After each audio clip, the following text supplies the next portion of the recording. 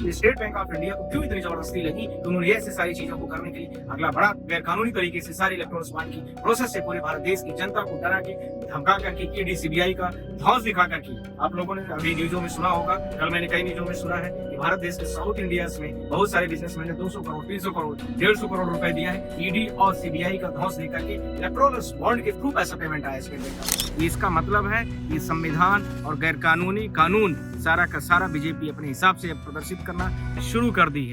Erectile bonds को लेकर के सुप्रीम कोर्ट ने फैसला सुनाया था कि आपको जो है रिपोर्ट पेश करनी होगी और एसबीआई ने बहाना ढूंढ लिया है, कैसे देखते हैं इसको आप? एसबीआई इस समय पर जो भी काम कर रही है वह गैर नैतिकता के आधार पर कर रही है, राजनीति से पूरी तरीके से प्रेरित होकर कर रही है। इसके साथ में सुप्रीम कोर्ट के जो आर्टिकल्स 141, 142 जिसमें स्पष्ट लिखा कि भारत देश की जुडिशरी में इनको सारे लोगों को, हर व्यक्ति को, प्रत्येक देश के नागरिक को उनके जजमेंट को और ऑर्डर्स को मानना यह सबके लिए बाध्य होगा।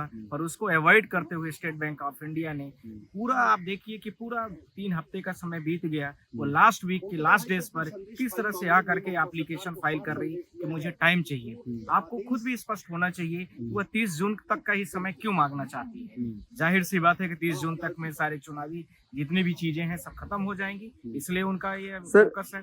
एसबीआई कह रही है कि टाइम चाहिए थोड़ा सा, जो टाइम कंज्यूमिंग है ये। नहीं, टाइम कंज्यूमिंग जो उन्होंने डेटा को लेकर के यह बताना चाहते हैं कि हमें डेटा को कलेक्ट करने में टाइम चाहिए। आज आप बताइए, आप सैटेलाइट से पूरी दुनिया को दिखाते हैं, देखते हैं, यहाँ से बैठे बैठे सैटेलाइट से आप कुछ भी जूम कर लेते हैं। आप ये बताइए कि भारत एक डिजिटल कंट्रीज है और state bank of India Bharat देश का सबसे बड़ा डिजिटलाइजेशन में सबसे बड़ा बैंक है। यदि हमारा और आपका कोई मैटर हो तो 1 सेकंड में उनके पास पूरे डेटा और डिटेल्स निकल के आ जाते हैं। इलेक्टोरल बॉन्ड के बारे में कई सारे लोगों ने यह भी बताया है कि इलेक्टोरल बॉन्ड की सारी डिस्क्रिप्शन, सारी डिटेल्स इनकी स्टेट बैंक ऑफ इंडिया के बंद लिफाफे में रखी हुई है, पर फिर भी स्टेट बैंक ऑफ इंडिया उसको डिस्क्लोज नहीं करना चाहता, क्योंकि वो बीजेपी को बचाना चाहता है। क्योंकि जो बड़ी राजनीतिक पार्टीज हैं, जो भारत देश के सबसे बड़ा चुनावी मुद्दा है, जो पूरे विश्व का सबसे बड़ा लोकतंत्र है, जिसमें 545 के आसपास लोकसभा सीटों का चुनाव होना है, वह बीजेपी कहीं हार न जाए, कहीं दूसरा इंडिया अलायंस जीत न जाए, कहीं बीजेपी को लेकर के यह स्पष्ट हो जाए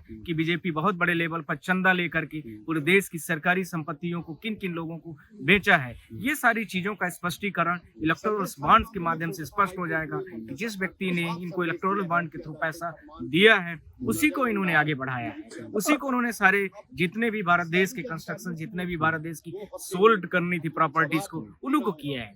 क्या लगता है सर, कोर्ट मानेगी इस चीज को? हाँ, आपका यह प्रश्न अच्छा है। ये मैं बोलना चाहता हूँ कि इन्होंने 20,000 के या 22,000 के आसपास में इलेक्टोरल बॉन्ड की आइडेंटिटीज किया है, वो स्टेट बैंक ने जो नहीं जमा किया है। तो मैं अभी कंटेम्प्ट पिटीशन में आपके माध्यम से बोलना चाहता हूँ, कंटेम्प्ट पिटीशन हम लोग फाइल कर रहे हैं और उसमें यह स्पष्ट हो जाएगा कि जो स्टेट बैंक ऑफ इंडिया ने जिस तरह से काम कर रही है वह देश के संविधान के खिलाफ है, जो भारत देश का पीपल्स रिप्रेजेंटेटिव एक्ट है उसके खिलाफ है, जो आर्टिकल्स फंडामेंटल राइट्स है उसके खिलाफ है, आर्टिकल्स 19(1)(a) को लेकर के जिसके आधार पर सुप्रीम कोर्ट ने जजमेंट पारित किया है उसके खिलाफ है।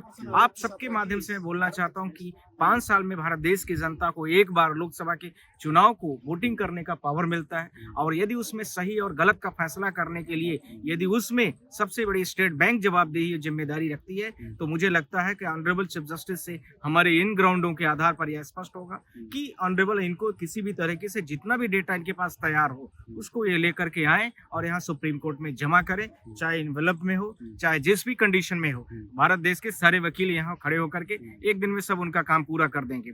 स्टेट बैंक को मैन पावर भी नहीं चाहिए। ये ध्यान रखने की भी जरूरत है कि 140 करोड़ की जनता जहां वोट करे, जिस व्यक्ति का भी चुनाव करे, वह फ्री होना चाहिए, करप्शन फ्री होना चाहिए। यह स्पष्ट होना चाहिए कि जिस व्यक्ति ने इलेक्टोरल बॉन्ड किया है उसी को तो कहीं सरकार ने एक तरफा तरीके से सारे टेंडर्स, सारे वेंडर्स, जितनी भी चीजें, सरकारी संपत्ति को बेचना, यह कहीं तो नहीं किया है। तो ये भारत देश की जनता का जानने का पूरा अधिकार है और हक है। सर, इससे कहीं ना कहीं चुनाव पे फर्क पड़ेगा अगर ये इलेक्टोरल बॉन्ड सबके सामने आ जाता है तो? करेक्ट, ये आपका पॉइंट बहुत अच्छा है कि इसका फर्क पड़ेगा, इसीलिए इनको 30 जून का टाइम चाहिए। नहीं तो ये कह सकते थे कि 1-2 दिन के टाइम हमें दे दिया जाए, 3 दिन का टाइम दे दिया जाए। इनको क्या जरूरत है? 30 जून की ही डेडलाइन इन्होंने बना लिया है।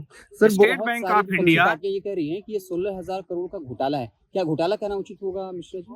मैं आपके माध्यम से बोलना चाहता हूं कि ये घोटाला और ये इलेक्टोरल बॉन्ड जो जिसको आरबीआई ने भी गैर कानूनी साबित किया था, गैर संवैधानिक साबित किया था, ऑनरेबल सुप्रीम कोर्ट ने भी उसको गैर संवैधानिक बता दिया है। इसी के साथ में मैं आपसे यह भी बोलना चाहता हूँ, इलेक्शन कमीशन ऑफ इंडिया ने 2019 में ही इसको गलत साबित कर दिया, जब वो सारी चीजें तीनों हमारे भारत देश के सबसे बड़े इंस्टीट्यूशन जो चुनाव को कंट्रोल करते हैं, जो मॉनेटरी फंड को कंट्रोल करते हैं, जो संविधान को कंट्रोल करते हैं, संविधान के सबसे बड़े रक्षक हैं, वो जब इन बातों को स्पष्ट कर दिया तो स्टेट बैंक ऑफ इंडिया को क्यों इतनी जबरदस्ती लगी कि उन्होंने ऐसे सारी चीजों को करने के लिए अगला बड़ा गैर कानूनी तरीके से सारे इलेक्टोरल बॉन्ड की प्रोसेस से पूरे भारत देश की जनता को डरा के, धमका करके, ईडी सीबीआई का धौंस दिखा करके।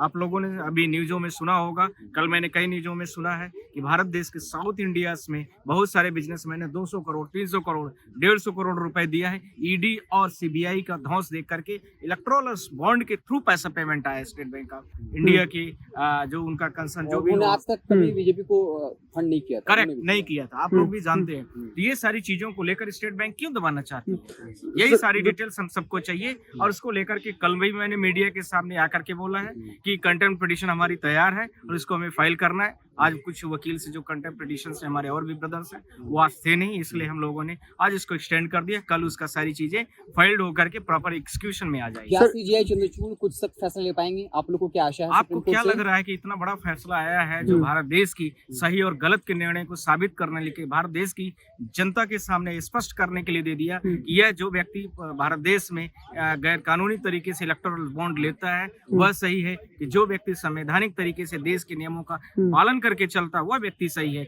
यह तो भारत देश की 140 करोड़ की जनता हर व्यक्ति समझता है। जो इसमें स्टेट बैंक ऑफ इंडिया सबसे ज्यादा उस रूलिंग पार्टी को, करंट रूलिंग पार्टी को बचाने के लिए सबसे आगे कदम बढ़ा रही है। तो विपक्षी पार्टी कह रही है इसके अंदर सिर्फ कॉर्पोरेट्स के हाथ हैं, क्या और लोगों के भी हाथ हो सकते हैं? आप bonds में? कॉर्पोरेट हैं क्या?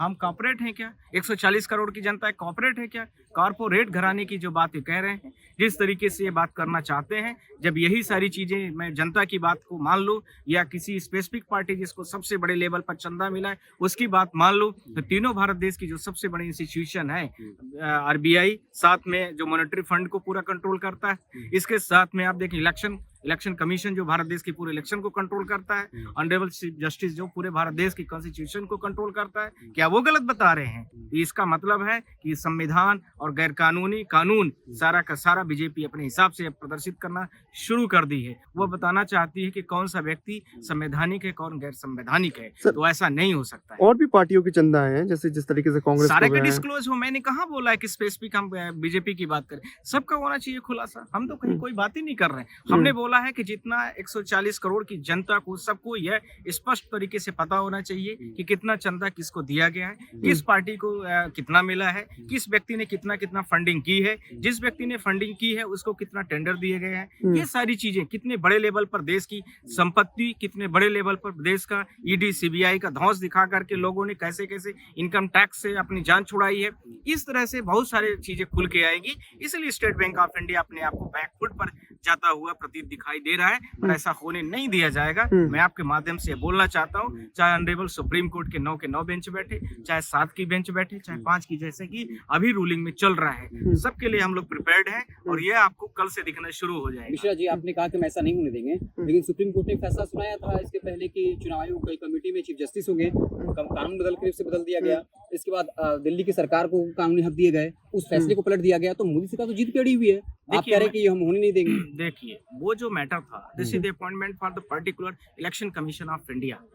This Election Commission of India, Article 324, which is constituted by the Parliament of India, but State Bank of India not constituted by the Parliament. This is the not monitoring जो है State Bank of India की monitoring ये Parliament के through नहीं होती है, उसका appointment Parliament के थ्रू नहीं होता है।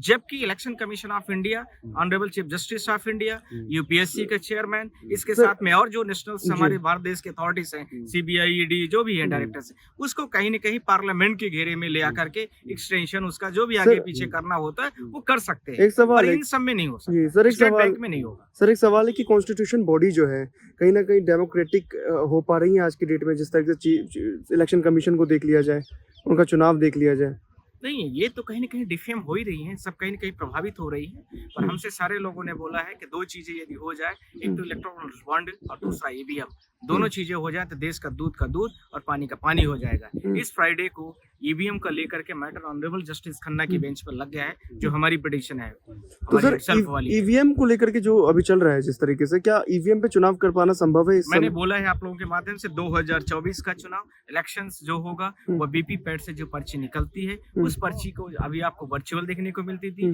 फिजिकल मिलेगी और फिजिकल पर्ची को बैलेट बॉक्स बाजू में रखा रहेगा।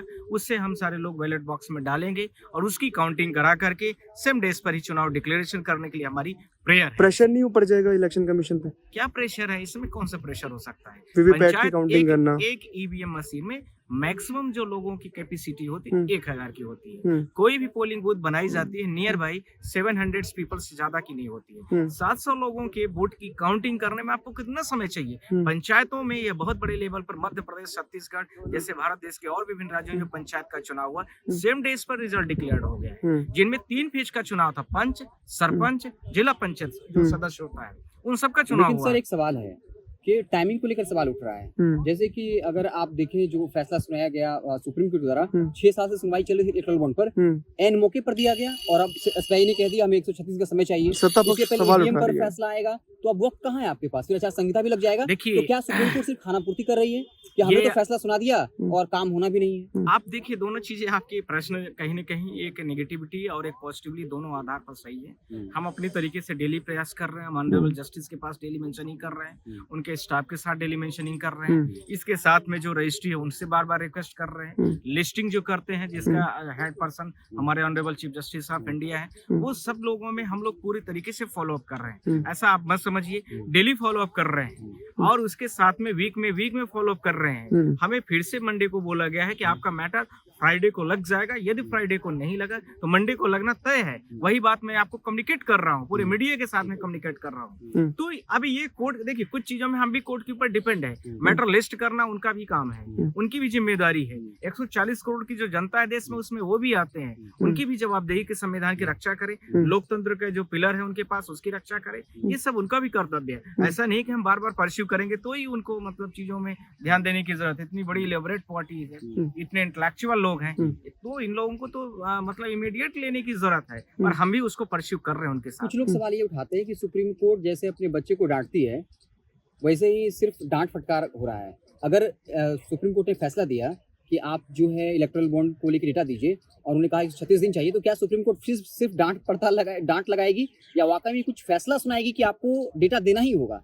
अभी आप जितना बोले हैं उसका तो रिजल्ट आपको मिल चुका है, पर आपका जो दूसरा है उदाहरण मतलब प्रश्न का जवाब है वो जल्दी ही मिल जाएगा। आप इंतजार कर लीजिए इस हफ्ते का, हम आपको कल परसों के बीच में ये सारी चीजें को कर लेंगे। चलिए। Thank you.